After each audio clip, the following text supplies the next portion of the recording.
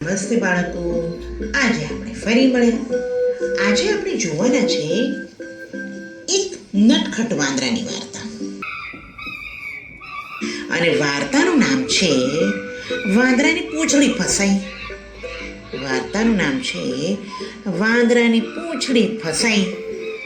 તો ચાલો શરૂ કરીએ. વાંદરાની પૂંછડી ફસાઈ.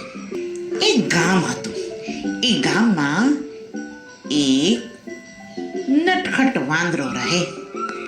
વાંદરો તો હૂપ હૂપ હૂપ કરે, આખા ગામમાં ફરે. તેની જોડે કોઈ મિત્ર નહીં. એને એકલું જ રમવું ગમે ને એકલું જ ફરવું ગમે. એક દિવસની વાત છે. ગામમાં એક કનુ નામનો છોકરો રહે. કનુના ઘરમાં તો સુથારી કામ ચાલે. સુથાર એટલે કે જે લાકડામાંથી જુદી જુદી વસ્તુઓ બનાવે. કનુના ઘરે તો સુથારો સોફા અને પલંગ બનાવવા આવ્યા હતા. રોજ સવાર પડે અને સુથાર તો પોતાના ઓજારો લઈને નીકળી પડે અને કનુના ઘરે જાય. કનુના ઘરે જઈ અને પોતાનું કાર્ય કરે.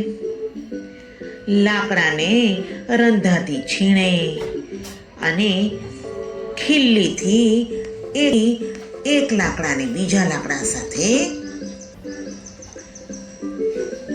જોડે. આવી રીતે પલંગ બનાવે. આમ કેટલાય દિવસો વીતી ગયા. હવે રોજનું આ નિત્ય કાર્ય. સુથાર સવારે આવે અને બપોર પડે એટલે પોતાનું ટિફિન ખોલે અને જમે. દિવસની વાત છે.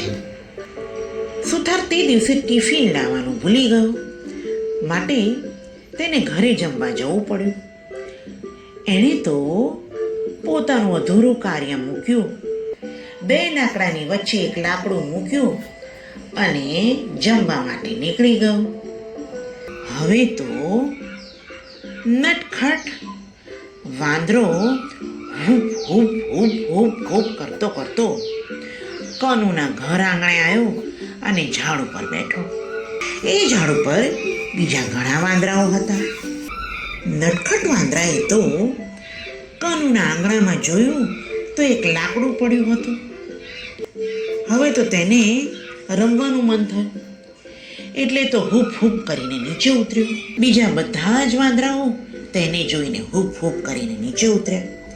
વાંદરાઓ તો કનુના વાડામાં રમવા માંડ્યા, હૂપ હૂપ કરવા માંડ્યા. હવે પેલો નટખટ વાંદરો તો પેલા સુથારે મૂકેલા લાકડા ઉપર જઈને બેઠો. બીજા બધા જ વાંદરાઓએ કીધું, અરે અરે વાંદરા, અરે નટખટ વાંદરા, આ લાકડાને ના અડીશ. કદાચ જો આ લાકડું તૂટી જશે અથવા પડી જશે તો તું ફસાઈ જઈશ. પણ નટખટ વાંદરાએ તો માન્યું જ નહીં અને કુદાકૂદ કરવા માંડ્યો. અને કુદાકૂદ કરતા કરતા કરતા બે લાકડા વચ્ચેનું લાકડું અને નટખટ વાંદરાની પૂંછડી બે લાકડાની વચ્ચે ફસાઈ ગઈ. નટખટ વાંદરો કે ઉઈ ઉઈ બચાવ, ઉઈ મારી પૂંછડી ફસાઈ ગઈ, ઉઈ મને બચાવ. બધા વાંદરાઓ તો હૂપ હૂપ હૂપ હૂપ કરતા ભેગા થઈ ગયા અને કીધું, અરે અરે શું થયું? નટખટ વાંદરા શું થયું? આ નટખટ વાંદરો કે ગમે તે કરો, મને બચાવો, મારી પૂંછડી આ લાકડાની વચ્ચે ફસાઈ ગઈ છે.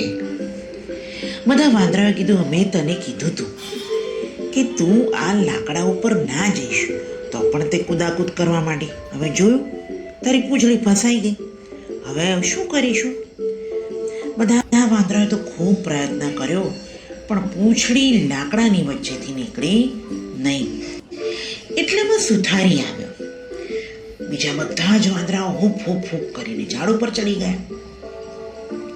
સુથારીએ તો જોયું, અરે વાંદરાની પૂંછડી તો ફસાઈ ગઈ છે. સુથારી ખૂબ દયાળુ હતો. તેણે તો વાંદરાને કહ્યું, વાંદરા તું ચિંતા ના કર, હમણાં થોડી વાર શાંતિથી બેસ, હું ધીરે રહીને તારી પૂંછડી કાઢી આપું છું. સુથારીએ તો બંને લાકડાને છૂટા કર્યા અને વાંદરાની પૂંછડી કાઢી. વાંદરાએ કીધું, સુથારી તમારો ખૂબ ખૂબ આભાર, ખૂબ ખૂબ આભાર. હવે હું ક્યારેય આવા નટખટ વિદ્યા નહીં કરું, હું ક્યારેય ધમાલ નહીં કરું. કોઈ બીજું કહેતું હશે તો તેની સલાહ પણ માનીશ. આમ કરીને નટખટ વાંદરો તો હૂપ હૂપ હૂપ હૂપ કરતો કરતો ઝાડ ઉપર ચડી ગયો. બીજા બધા જ વાંદરાએ કહ્યું, જોયું નટખટ વાંદરા, અમે બી તને ના પાડી હતી તો પણ તે અમારી વાત માની નહીં અને લાકડામાં તારી પૂંછડી ફસાઈ ગઈ. આ તો સુથારી સારા હતા જે તારી પૂંછડી કાઢી આપી.